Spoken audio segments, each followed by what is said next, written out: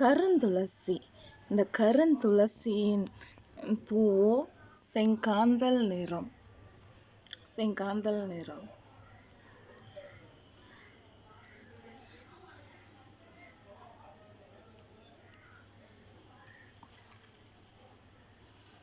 இந்த கருந்துளசியானது சளி, இருமல் இதை சரி செய்யக்கூடியது. இந்த கருந்துளசியோட இலைகளையும் ஒரு துண்டு இஞ்சி அச்சு வெல்லம் வச்சு கொதிக்க வைத்து குடித்தால் சளியை டைஜஷன் பண்ணக்கூடியது, எண்ணற்ற நோய்களை குணப்படுத்தக்கூடியது. பல்லு வலி இருந்துச்சுன்னா இந்த இலைகளை ஒரு 4 இலைகளை சுவைத்தாலே போதும்.